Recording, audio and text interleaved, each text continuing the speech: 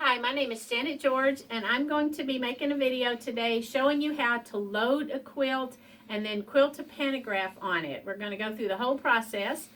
I'm going to be using a continuum frame and a QCT 14 Plus machine. Very happy with both. And I'll be using QCT4 Beginnings software. So the first thing we're going to talk about is our piece of backing. This one is just a solid piece of fabric, but if it were to have a seam across the back, which you would need to be horizontal so that it doesn't build up on the rail if it were vertical, but you would need to know when you put it on your frame where to start so that if the seam line were in the middle, it would hit in the back, center back of your top. So if there were a seam halfway across, then you could fold your top in half or measure what that amount is, and then just put, like if that were, say, where the seam line were, you could do that, and then you could just put a mark that you could see once you load it on your frame, knowing that that's where your quilting needs to start for that seam line to hit in the back of your top. But we don't have that issue, so we're going to go on. Your backing does need to be straight, and by that I mean this needs to be totally straight across, and the other end also. Both ends need to be straight because you're going to be pinning that to your leaders, and that's this fabric that's attached to your rails. So the last thing you do before you put it on the rail is you need your center points marked. So I've just folded this in half and marked there, and I've done the same at the other end. So both of them have their center points marked.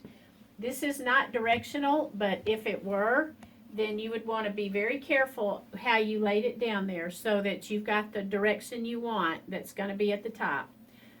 You place it face down. So we're going to start, and you want your leaders to have their center point marked. So both the front rail and the back rail have the centers marked. And then that's what you're going to match up to your leader. Now I've got to get my pins here. A lot of people use red snappers or leader grips, which are great.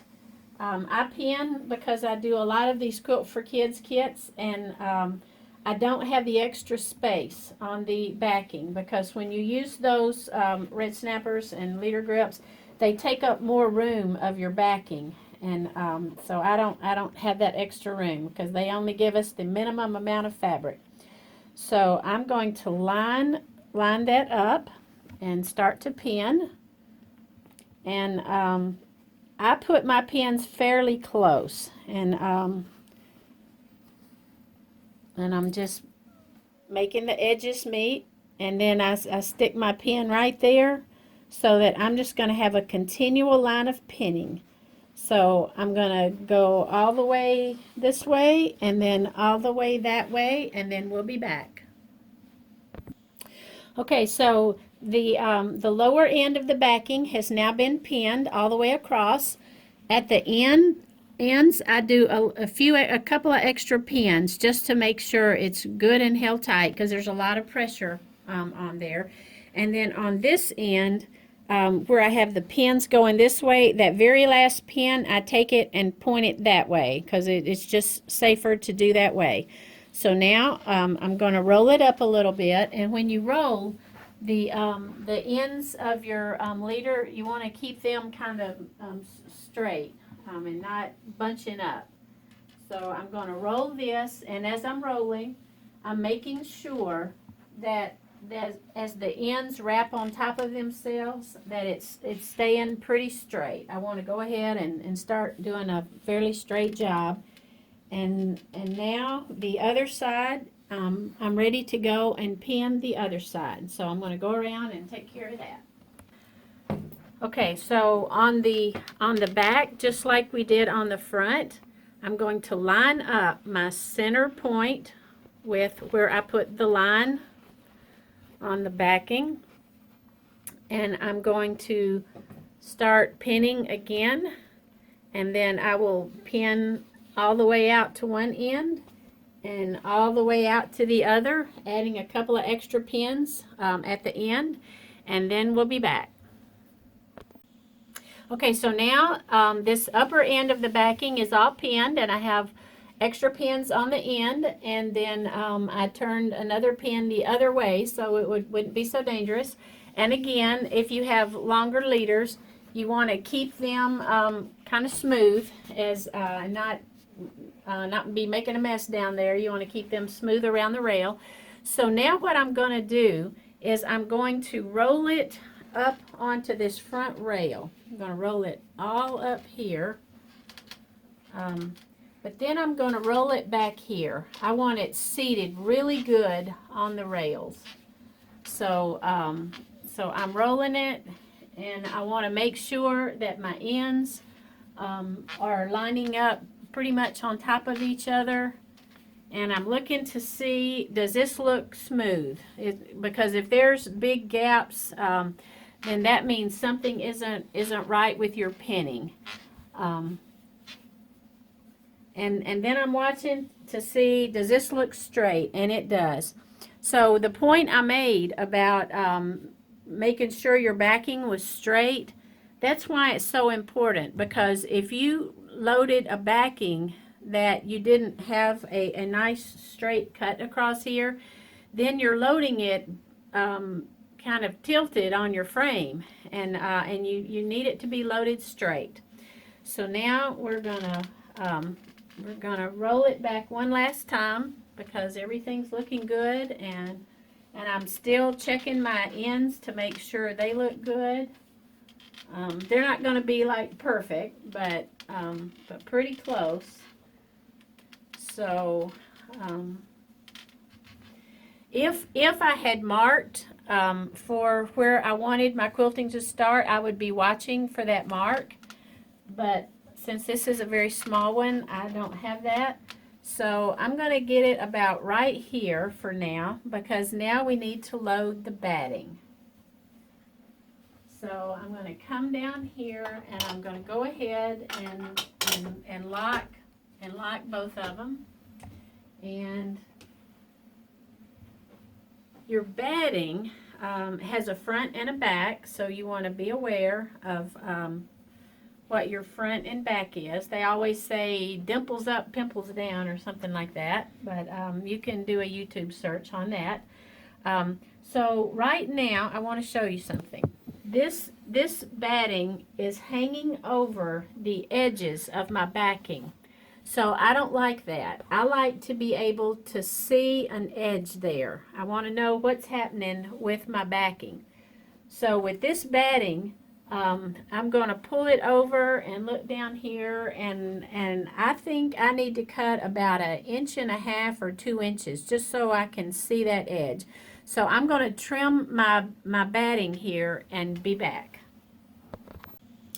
Okay, we have the batting ready to go, but before I start stitching, I want to just see how my machine is sewing. So I've actually already done that, but I want to show you just one way I do this. I went to Harbor Freight and got some of the magnets, and then this is just fabric with batting in it, and I lay it so that I can do the magnets, and then I can bring it over here and do test stitching. And anytime during my quilting process, if I need to test out a new bobbin, or the machine has a hiccup and I need to check how it's sewing, I can come right over here and set this up, and I've really enjoyed having this here. But now I'm going to need to move it, because this bar will be rolling, so I can't leave it there. But it's very quick to set up and have during the quilting process. So I just wanted to show you that. So now we're ready to baste across the top of the batting, because we need to establish a straight line that we can line up the top to. So I'm going to come down just a little bit, and I'm going to flip the horizontal channel lock back here. And that's going to keep the machine going straight. So I'm going to move it across and make sure I have my batting in a good spot. And I'm going to set this on 4. Right now it's on 11, but I'm going to bring it down to 4. and I'm going to just baste across the top. I'm pulling my thread, moving it away, grabbing that bobbin thread, and I'm going to back it to the left just a little bit to hold it, and now I'm using my left hand to just maintain a little bit of tension there, and I'm just going all the way across.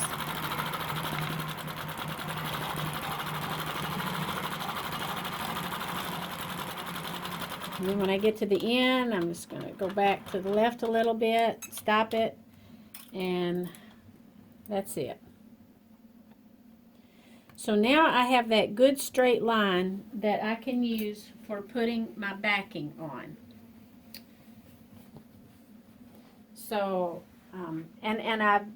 I used to do this, but now what I do is I give myself a little bit of looseness, and I'm going to lay the edge right at that stitching, because I want this loaded exactly straight. And I'm centering it. I want to center it across my my backing. So now that it's centered, I want to actually pin it. So I'm going to grab my pins here. And I'm going to start in the center. And I don't want it close to the edge because I want to be able to have room to stitch. But I want it held in place. I don't want it, as I stitch, I don't want this to happen. I want it to stay exactly at that line, because it's so important that when I make my basting stitch across, this stay exactly straight with the rails. It's very important. So that's what I'm going to be doing, is just pinning, and then I'll come back. Okay, so now this top has been pinned all the way across the top, right next to the stitching. So now I need to redo my channel lock on my machine. So I'm going to reach back here and flip it up, and I want it to be less than 1/4 inch. So I want it to hit about 1/8 of an inch. So that's why I have it set there, and I'm going to reach back here and lock it down. And then as I run it across, I'm just making sure that it's staying at that 1/8 inch point.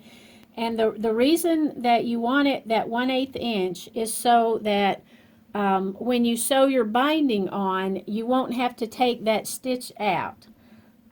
So that's another reason for that. The machine is still at 4, so I'm going to leave it there and pull my bobbin and do the same thing I did before. I'm going to go back to the left and make sure it doesn't pull out this corner, because I don't want the corner getting wonky there.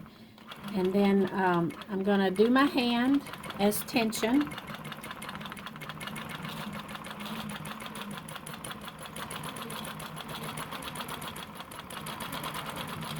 I don't want to go too fast, because I want to keep making sure that my top doesn't slip and it stays close to that straight stitching line above it. So, and here I want to make sure I don't pull on that corner. I want it to stay square. So now I'm just going to go back and stop it, and we're done.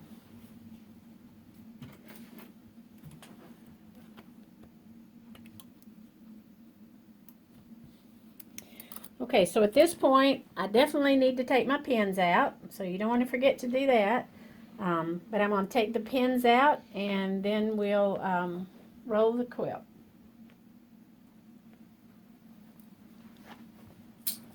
So I had locked it down, and I'm going to take them off,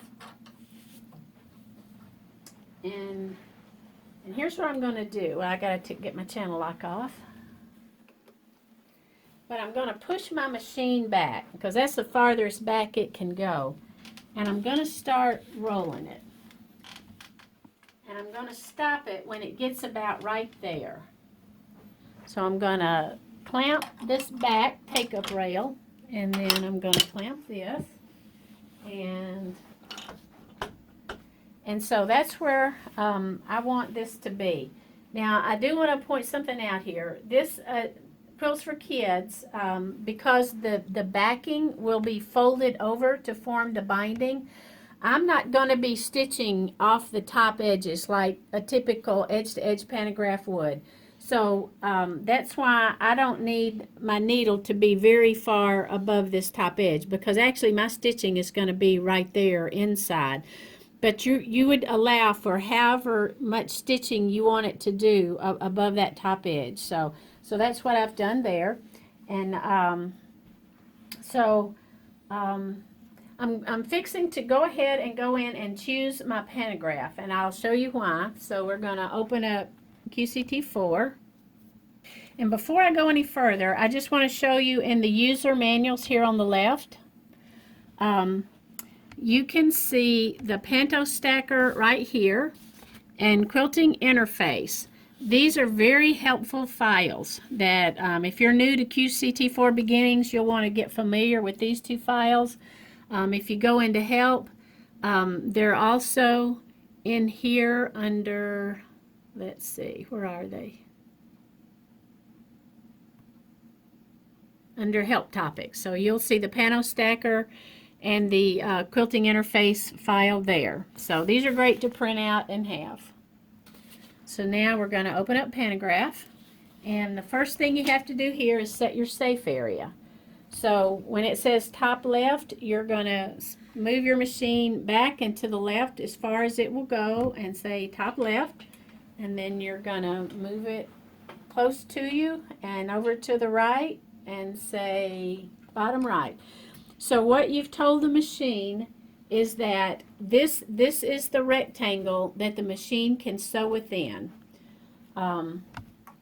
So the next thing I'm going to do is touch that little yellow ruler.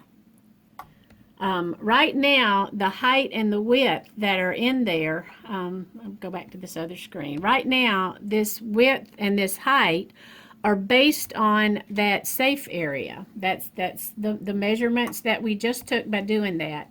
But that's not the width and height for the pattern. So I'm going to go into the little yellow ruler there.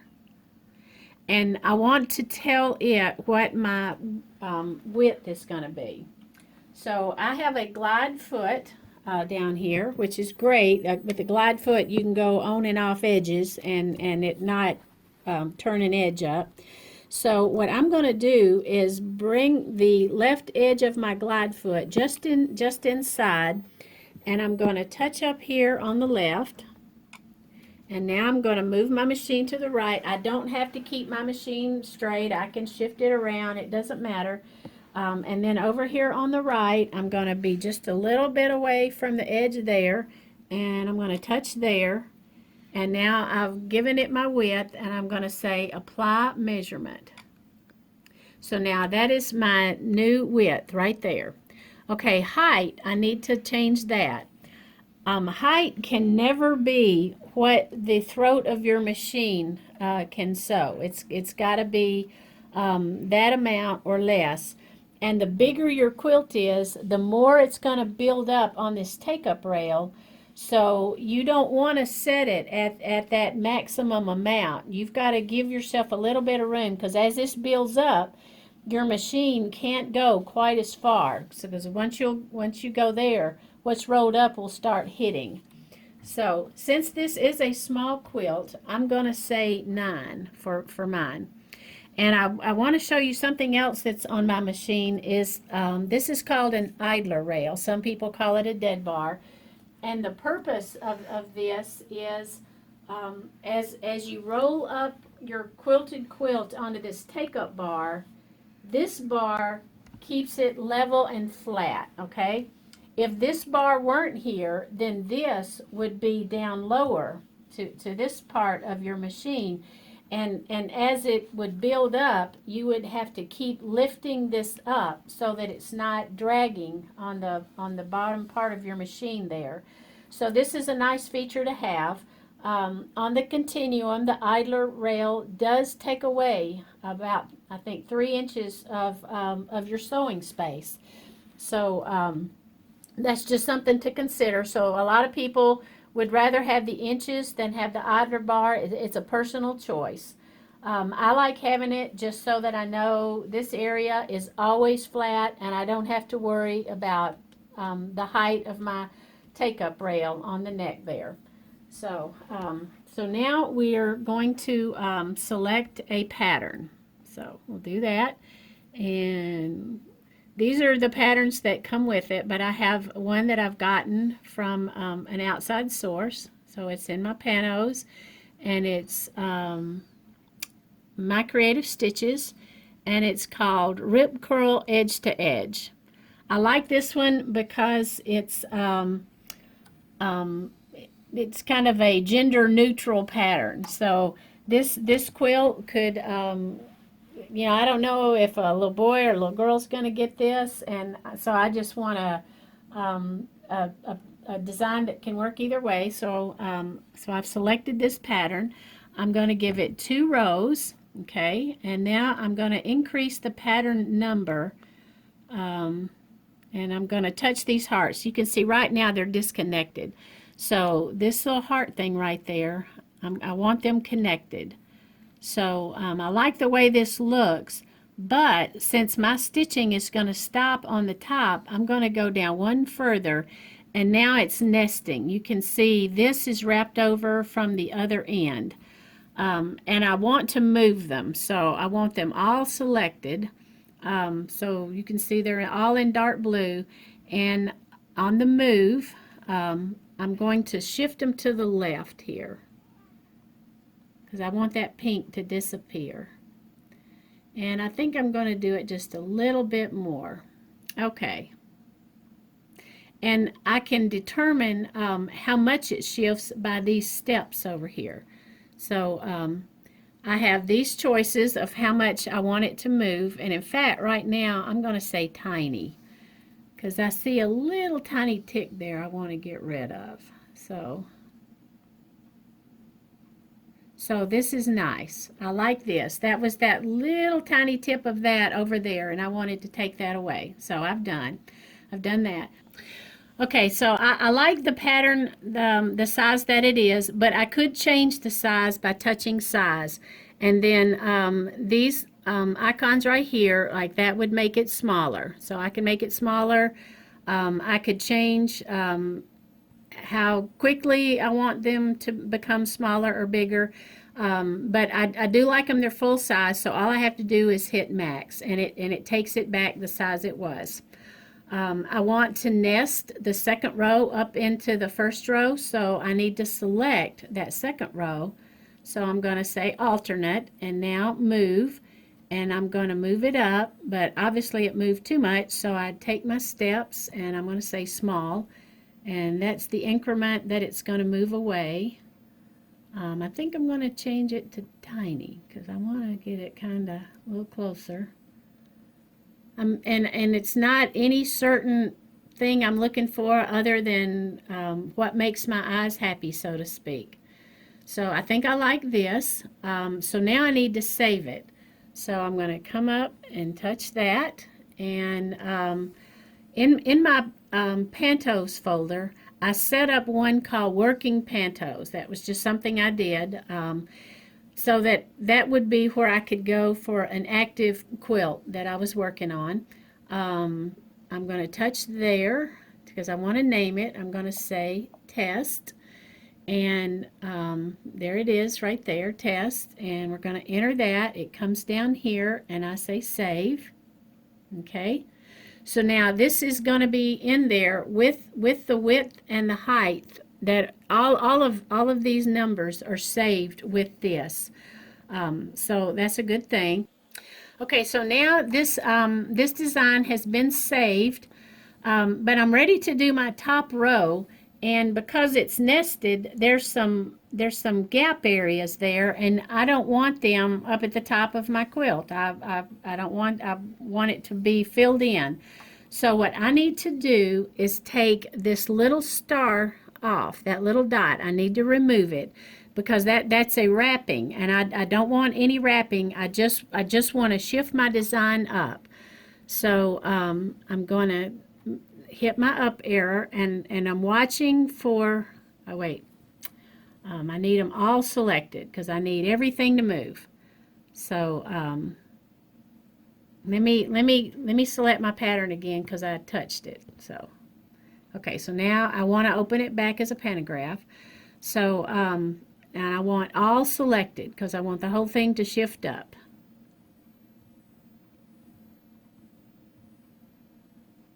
So I like the way that looks, and oh, I need to take that little star off. So I take the star off, and you can see how I'm going to put it back on. You can see how that's the wrap from the top, but I don't want that. So now that takes it away. So now I'm ready to quilt. So I'm touching quilt.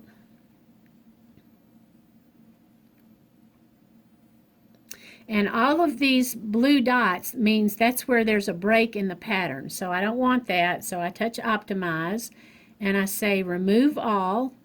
Do I want to connect the first and last points? No, because I don't want to stitch going back. So green lets me know that's where the stitching will start. Red is where the stitching will stop. I can touch animate stitching to follow exactly where it's going to go. It's going to stitch from left to right, down the side, and back to the left. So I'm happy with that. I say okay. I can go up into settings, and there I can tell the machine how slow or fast I want it to go. I've got it set on medium. If the design had a lot of points to it, you'd probably want to set it on slow. The more intricate it is, the you're probably better off doing slow. I want 4 little tiny stitches made when it starts stitching, so that's where you select that. I don't want an automatic bobbin pull, so I have that turned off. I do want it to pause at any trim lines. And then the stitches per inch right now is 12. So we're going to leave it at that. And I'm going to say corner. On the fill method, I want corner right there. So now I'm going to say okay. And we're ready to stitch.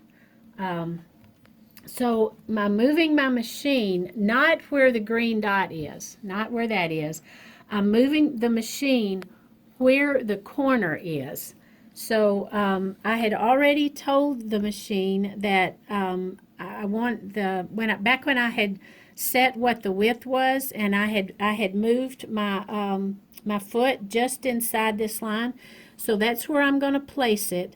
And then just a little bit below here, because with this quilt, with the binding folding over onto the top, I don't want any stitching up there in the batting. Now, if you were doing an edge to edge where you were wanting some stitching off the edge, then you would probably put your foot right there, your needle there.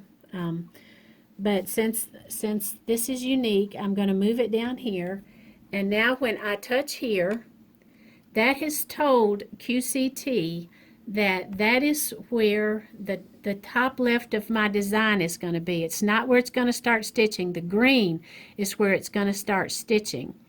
So so now I'm going to tell it to pull bobbin, but actually I'm not really going to pull bobbin at this point, but I want it to go to where the start is. It asks if the needle is up. I'm going to say okay. Okay.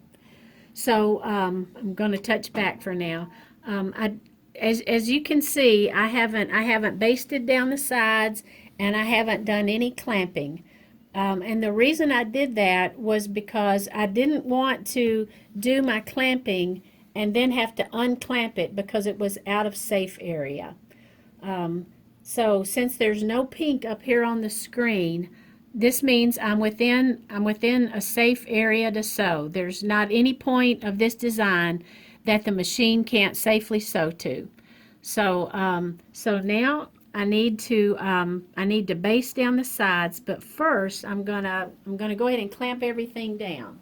And I used to put the clamps like one here and one here.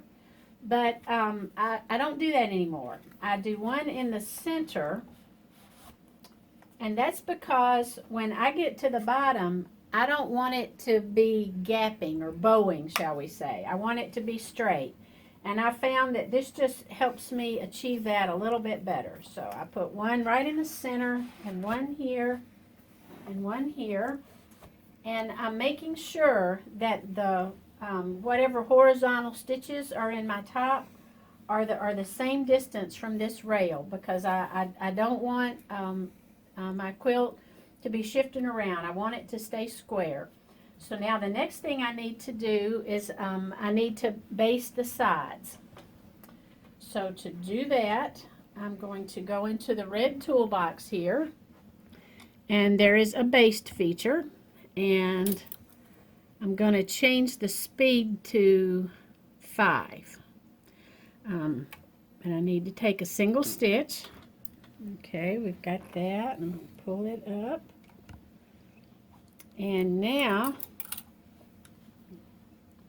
I'm going to touch the slow baste. As soon as I touch it, it takes a stitch, and so I'm going to do just a couple of little ones there. But the length of the stitch is determined by how far I move the needle. So I can take just as short or long as stitches as I want. And this is a great way, if there's fullness that you need to take up in the side, this is a great way to do it. Now I hit stop, and then we'll cut this off. And I need to baste the other side.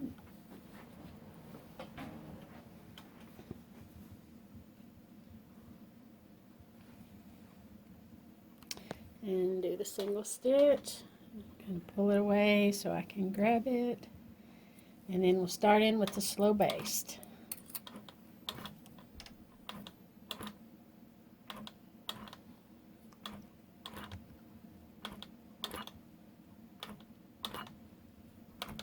I'm using my left hand to put a little tension on it, and I want to keep this side straight. I don't want it bowing in or out or anything like that.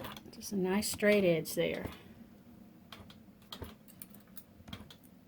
And we'll stop it and exit. Cut it off here. I'm cheating, reaching underneath. Okay, so now I have clamps that I use on the side, and I want to put them on. This is a side grip by Leader Grips. The top that actually goes with it, I've broken both of them, so this is actually a Mondo clip. The tops that go with these aren't meant to go over batting, but I'm very bad about putting it over batting, and the Mondo clips work just fine over the batting. So I'm going to attach that down and do this around the ribbon and do the other side.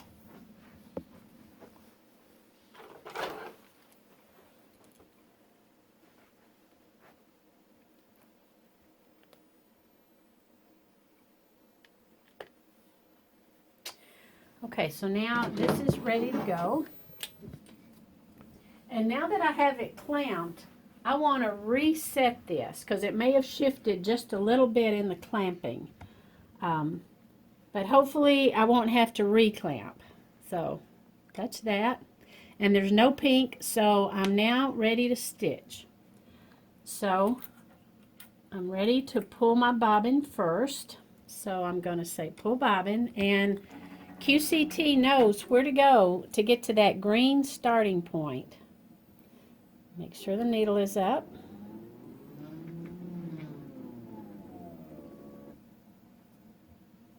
Single stitch. Okay, now I'm holding both the bobbin and the upper thread, and I just hit sew. It's going to take the 4 micro stitches I have it set to take. And then these threads that I'm holding in my hand, I'm going to bury them in the layers. I'm doing that because they're going to be on the top inner part of the quilt. The needle that I will use is one, I don't know if you can see it or not, but the end is open. It's called a self-threading needle. And I'll be able to pop those threads into the top of this needle and just slide it between the layers. So right now it's stitching, and you can see that it's doing straight lines across the top. There's no jump stitches, and by jump stitches I mean a thread that would just be loose, and so this is a solid stitch line, so that's good. So we'll come back when this is finished. Something that I do want to point out is I keep a black piece of paper here that I can lay here, and then I can use my magnified lighted makeup mirror, so I can just check. I can just look under there and make sure that my bobbin stitches on the underside are good. So you always want to do that when you first start out, and just make sure, because you don't want any surprises. So I just wanted to point that out. Different people have different ways of checking how the bobbin stitches are doing. Some people will lay a mirror down here. With the way this frame is, a mirror wouldn't exactly work. It would only kind of halfway work, because it wouldn't be able to lay here. But anyway, do check your bobbin stitches somehow. Get you you can get some sort of really nice light that's going to give you some good bright light, and you can get down on your knees, or there's various ways of checking, but do check your bobbin when you start out. Okay, it's just now finished, so I'm going to say finished. And I need to pull my bobbin thread up to the top, so I'm going to move it away and come back to over where it ended, and I go into the red toolbox and say, make sure I'm exactly where I want to be, and I say single stitch, and it takes a stitch, and now when I move it back, it's pulling up a loop, and I want to catch that loop, because that is the loop of my bobbin thread. And I want to have enough so that I have enough to bury. So that's what I'm doing right now, is making sure I'll have enough to bury. And then I'm going to move it away. Okay, so now we have quilted a partial row at the top and a full row. So at this point, we don't need to keep stitching that partial row. So we're going to touch this red X, and we're going to go back into this screen, and at this point we're going to select that pattern that we say, that test. So that, and open, and we open it as a pantograph. So now we have what we want to stitch for the rest of the quilt until we get to the bottom, where probably we'll be doing another partial row. So at this point we can say quilt,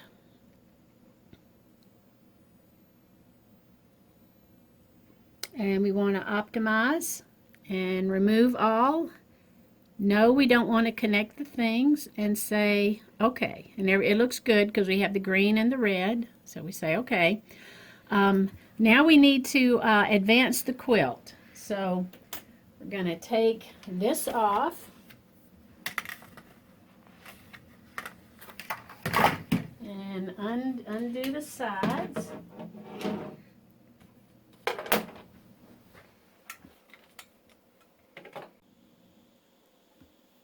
Okay, so now at this point, after I advance the quilt, I'm going to need to know where to start that next row.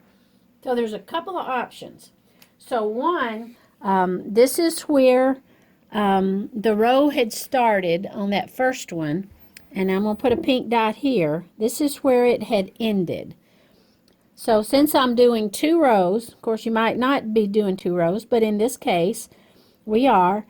And it looks like 4 1/4 inches. Okay, so 4 1/4. So if I wanted to, I could go ahead and mark down 4 1/4. So I'm just going to go ahead and do that. So we've got that done, because I could use 4 1/4 for the rest of the way on down the quilt until we get to the very bottom.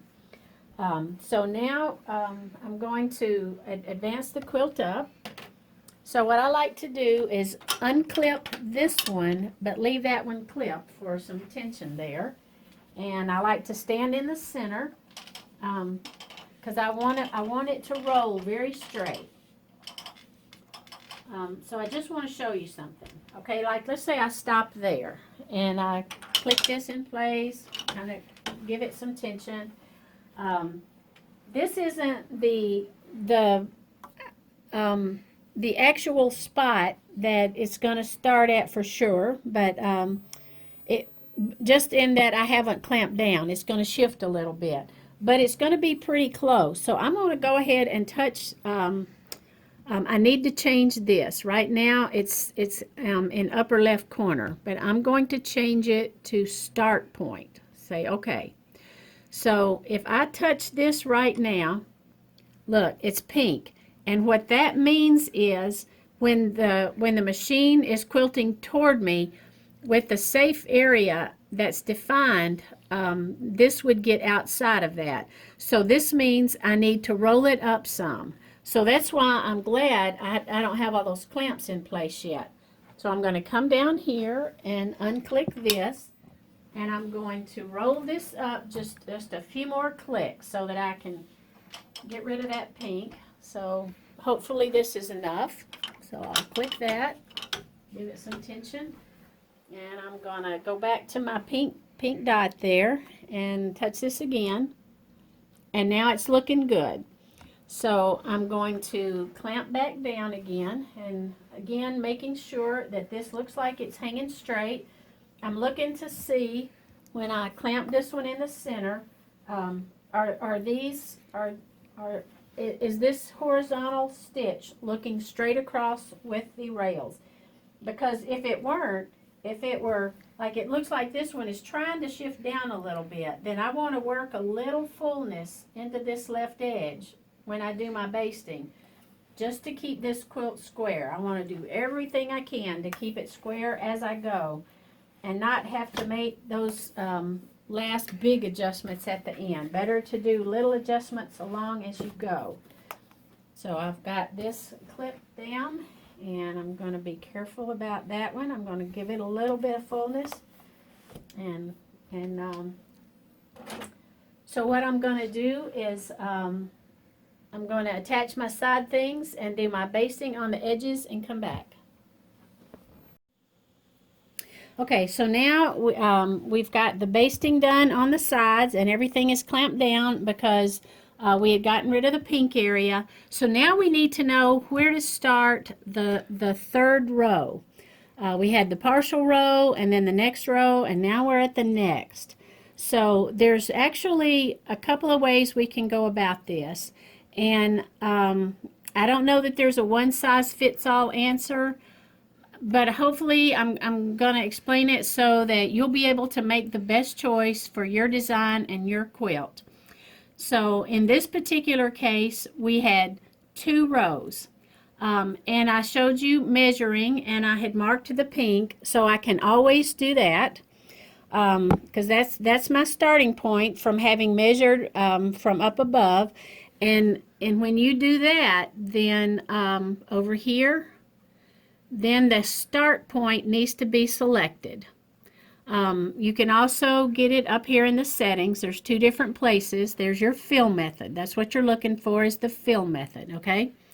But now for this particular pattern and having 2 rows, there's something that I can do. I know that my second row needs to nest at a certain point with the first one. So if I were to take a ruler and do this, I can tell that the point this needs to nest at is only a tiny bit, just a tiny smidgen above where that starting point is. So what this means for me is, and as far as the ending point of the row above, is instead of using this particular method, I'm able to use the corner method, which is great. So I'm going to say okay to that, and then the screen's going to go crazy. But now I'm going to move my needle up just a tiny bit above where it ended, and I'm going to say that's the top of my corner, because that's where it's going to be. And just to make sure, I can say trace, so I'm going to say trace. Make sure the needle's up.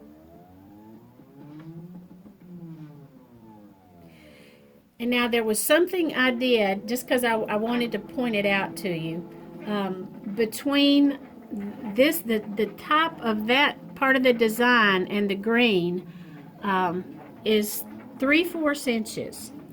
And if I do this, the 3/4, I can tell that that 3/4 clearance I need is there. So I'm going to say stop.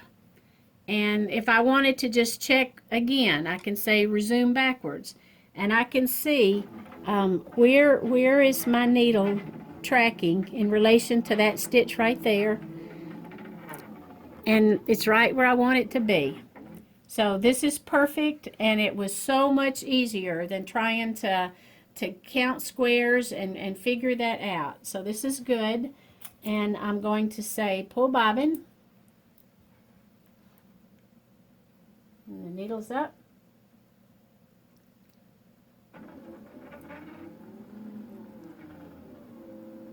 So now I'm going to be able to stitch the rest of the quilt by using that corner method. And how fast is that going to be? So that's going to be great. I know that my bobbin is running close to running out. So when that bobbin runs out, we'll be back. So now we've gotten very close to the bottom of the quilt, and when I rotate it, you can tell that I'm not going to be able to use my blue clamps here anymore. So now I want to do my basting across the bottom. So I'm going to roll this on up to where I'm easily able to baste. So I'm going to lock it down here.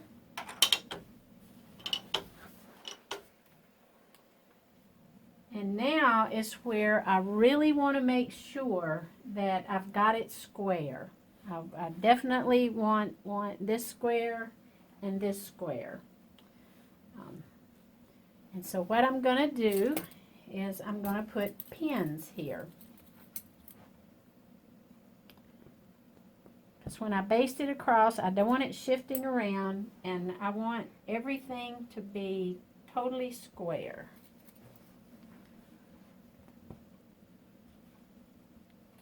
So one way I can check is to take a really big long ruler, and I can do this. And this makes me very happy. This makes me very happy. And then I can also put a ruler and make sure that is square. And then just doing the same on the other side, just making it square. I could use a bigger square ruler than what I've got there. But anyway, I'm just going to pin now across the bottom, and I'm going to baste it. And if it's a big quilt, I will start at the corners and baste into the center, because I don't want anything stretching out. I want to know that I'm starting at a good square spot and come in. So I will do my basting, and then I will finish off the sides, and we'll be back. Okay, so I have basted down the side and across the bottom, and we're ready to do the end. Now at this point I can see I probably have enough to do 2 full rows. So I'm going to show you how I'm going to tell that. And just to reiterate on setting where this start point is, I'm going back to where the previous row ended, and I'm putting my needle just a tiny bit above it, and I'm touching right there. And then that tells QCT to start there. So I'm going to hit trace.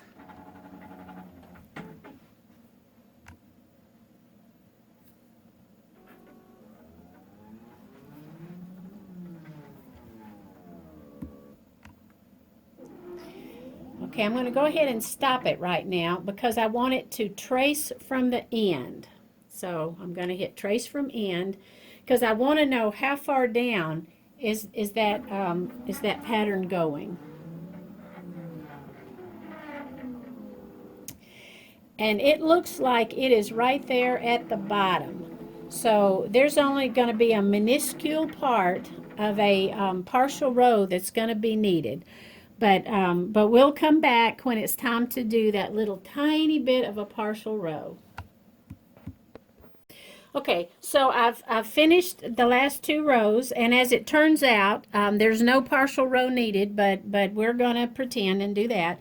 Another thing I had hoped to cover was repair pattern, but when the bobbin ran out, it was while I was basting down the side. So we're just going to use our imagination just so I can show you that.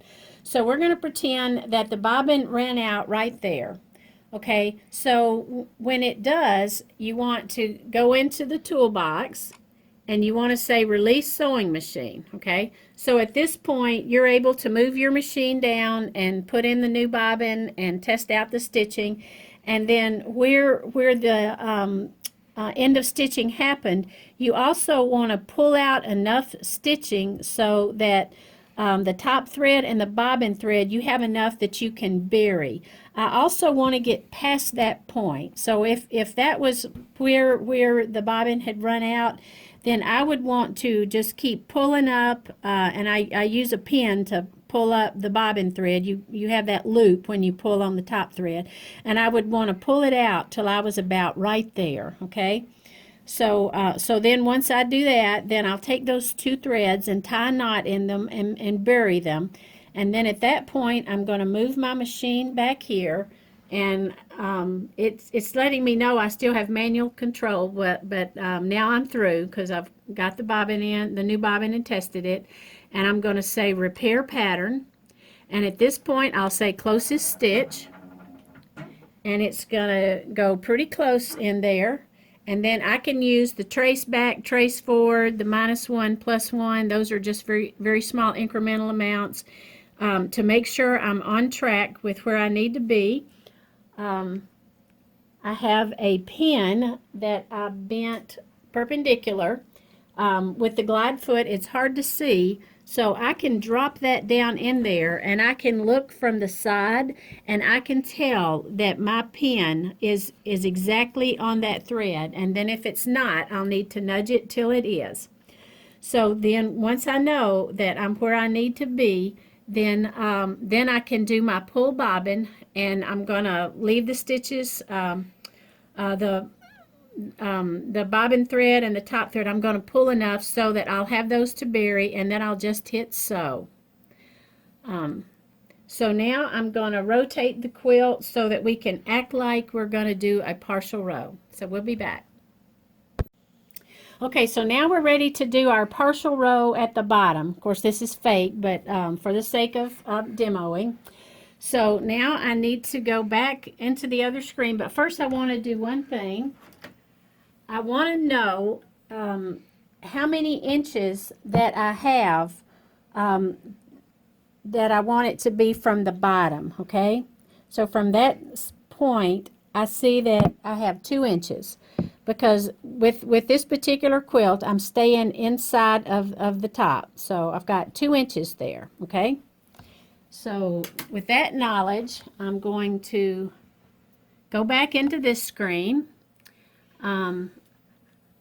Since it's just a very small amount, I'm going to change it to 1 row. And now well, I did have it at 4.5, and so I need to change both this and the pattern height to 4.5. Okay, and now I'm going to move it. And what I want is to have 2 inches. Each square is a full inch. So I'm going to nudge it down, and I'm going to take that little star off right there because I don't want any wrapping. And I'm going to change my moving size to be small, and I want this to be 2 inches. And in fact, I think that's pretty much 2 because there's a 1 full inch in between that and the bottom. That looks like my 2 inches. So now I'm going to say quilt.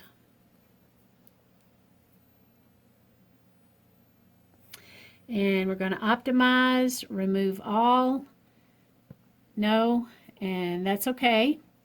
Okay, so I want to be able to use this corner placement. So here's what I have to do. I know that my block is 4.5 inches.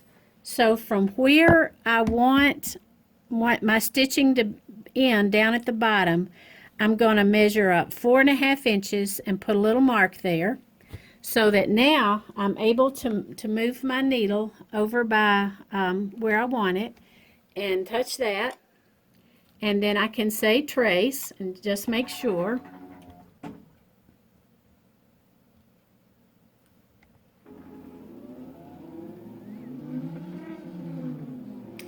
And QCT knows to find that green spot to start at up there. So I didn't have to figure that out. Just by me telling where that top corner was, it was able to start in the right spot. So, and now it's at the bottom, so I can tell that it's hitting exactly where I want it to hit. So I can stop. Depending on your pattern, like if you had one row and a partial row, like if you were doing 2 rows and it was that second row that was partial, then at that point you would say trace from end, and then that would be quicker, just if you wanted to check where was the bottom hitting at. So now at this point you would pull your bobbin and hit sew, and then you would have your nicely placed partial row. One nice thing about being able to use this corner placement is as you're placing your your needle over here in the same spot, and then by using that corner, you're going to end up with a nice a same starting point next to the border all the way down. So that's really nice. I think that's about it. I want to say a big thank you to Doug for doing this videoing, and I hope it's been helpful.